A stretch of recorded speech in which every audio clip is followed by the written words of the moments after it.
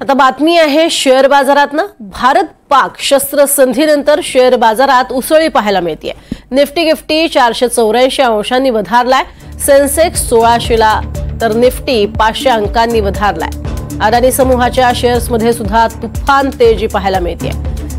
Adani enterprises 5% आणि Adani port 5%वरती वाढलेला पाहायला मिळतोय। अधिक माहिती घेऊया निनाद झारे यांच्याकडून। निनाद, एकीकडे शस्त्रसंधीची बातमी आणि त्यानंतर वाढलेली ही उसळी, काय अधिक माहिती? गुरुवार आणि शुक्रवार या दिवशी भारत आणि पाकिस्तान यांच्यातला तणाव शिगेला पोहोचला होता। त्या दोन्ही दिवशी बाजार घसरलेला होता। जी घसरण आपण गुरुवार आणि शुक्रवारी पाहिली ती घसरण पूर्णपणे भरून निघाली आहे। त्यावरती आता तेजी बघायला मिळते। सेन्सेक्स साधारण 1800 अंकांनी वधारलाय आणि निफ्टी सुद्धा जवळपास 550 अंकांनी वधारलेला आहे।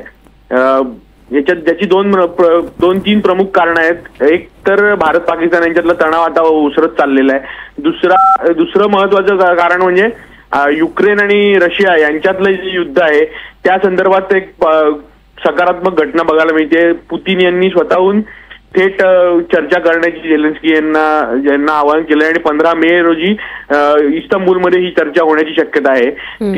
तिसरं महत्त्वाचं कारण म्हणजे अमेरिका आणि चीन यांच्यामध्ये जे व्यापार युद्ध भडकलेलं होतं त्या दोन्ही राष्ट्रांमध्ये बातचीतच होत नव्हती। ती बातचीत आता पुढच्या आठवड्यात सुरू होण्याची शक्यता आहे। स्वित्झर्लंडमध्ये दोन्ही देशांचे व्यापार प्रतिनिधी भेटणार आहेत या वीकेंडला।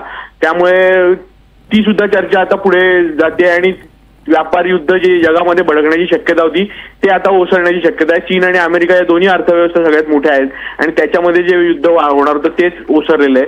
त्यामुळे बाजारातल्या त्या 3 महत्त्वाच्या अस्थिरतेची जी कारणं होती ती जेव्हा ओसरतात तेव्हा बाजारात खरेदी परतते असं आपल्याला बघायला मिळालेलं आहे याच्या आधी सुद्धा, आणि ती ओसरली आहे। त्यामुळे बाजार आज आनंदात आहे, तेजीत आहे असं म्हणायला हरकत नाही। सेन्सेक्स आता 1800 अंकांनी वधारलेला आहे।